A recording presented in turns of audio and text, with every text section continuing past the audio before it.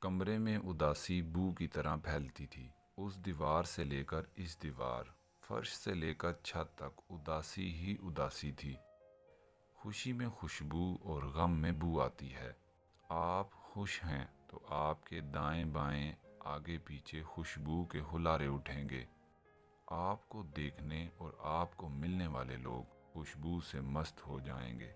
جب غم آئے گا تو آپ کے وجود سے ہلکی ہلکی بو آنے لگے گی۔ یہ آہستہ آہستہ آپ کے پورے ماحول کو آلودہ کر دے گی۔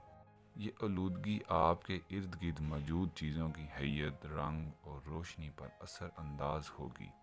آپ کی زندگی کی روشنیاں مدھم ہو جائیں گی۔ آپ کے رنگوں کا رنگ اڑ جائے گا۔ آپ کی چیزوں کی تازگی خراب ہو جائے گی۔ میں اپنے دوست کے اس کمرے میں داخل ہوا تو وہاں اداسی کی بو پھیلی تھی۔ وہ اس بدبو میں لاش بن کر ایزی چیئر پر بیٹھا تھا۔ چیئر آہستہ آہستہ آگے پیچھے ہو رہی تھی۔ اس کی ناراض بلی اس کے قدموں میں بیٹھ کر اس کو حیرت سے دیکھ رہی تھی، اور اس کے کمرے میں لگی ہوئی وال کلاک، جس کی ٹک ٹک ماحول کو مزید اداس اور دکھی بنا رہی تھی۔ اور ہماری جذباتی کیفیت کو سب سے پہلے ہمارے پالتو جانور پہچانتے ہیں۔ آپ خوش ہیں تو آپ کو اس خوشی کی جھلک سب سے پہلے آپ کے پالتو جانور کتے، بلی، طوطے اور گھوڑے کی آنکھوں میں ملے گی۔ اور آپ دکھی یا اداس ہیں تو آپ کے پالتو جانوروں کی گردنیں لٹک جائیں گی اور ان کی آنکھوں میں حیرت اور اداسی موجیں مارنے لگے گی۔ اس کی وجہ جذبات ہیں۔ ہمارا اپنے پالتو جانوروں کے ساتھ جذبات کا تعلق ہوتا ہے، چنانچہ یہ جانور ہمارے جذبات میں آنے والی ہر تبدیلی کو بھانپ لیتے ہیں۔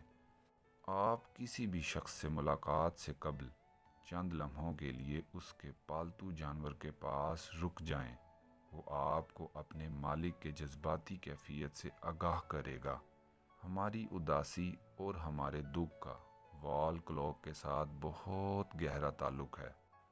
ہم زندگی کے عام دنوں میں وال کلاک کی ٹک ٹک پر توجہ نہیں دیتے، لیکن جوں ہی ہم غم میں اتر جاتے ہیں، ہمیں ٹک ٹک کی آواز گہری لگتی ہے۔ یہ آوازیں آہستہ آہستہ ماحول میں موجود آوازوں پر حاوی ہو جاتی ہیں۔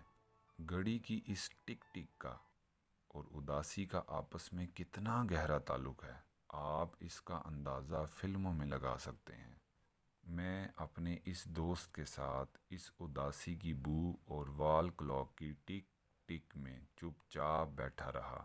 اس کی ناراض بلی کبھی اس کی طرف دیکھتی اور کبھی میرے پیروں کو چاٹنے لگتی۔ میں حیرت سے کبھی دائیں دیکھتا، کبھی بائیں۔ یہ شخص میرا دوست تھا۔ اس نے زندگی کی کافی بہاریں میرے ساتھ گزاری ہیں۔ خوشی ہو یا غمی، ہم نے ایک دوسرے کا ساتھ کافی نبھایا ہے۔ وہ کمرہ کمرہ نہیں تھا، وہ زندہ انسان کی زندہ قبر تھی۔ وہ اس قبر کے اس کونے میں ایزی چیئر پر بیٹھا تھا۔ ہم بڑی دیر تک چپ بیٹھے رہے، یہاں تک کہ اس کا بولنا شروع ہو گیا۔ انسان کی موجودگی دنیا کی سب سے بڑی دوا ہوتی ہے۔ انسان جب کسی بیمار کے سرہانے بیٹھ جاتا ہے تو بیمار کا حال اچھا ہونے لگتا ہے۔ آپ کسی چپ مریض کے پاس بھی بیٹھ جائیں، وہ چند لمحے کے بعد بولنا شروع کر دے گا۔ اس نے بھی یہی کیا۔ اس نے لمبی آہ بھری، پھوٹ پھوٹ کر رونے لگا۔ اس کی پالتو بلی نے انگڑائی لی اور گردن اوپر اٹھائی اور لمبی کرلاہٹ میں رونے لگی۔ میں نے زندگی میں پہلی بار کسی بلی کو انسان کی طرح کرلاتے دیکھا تھا۔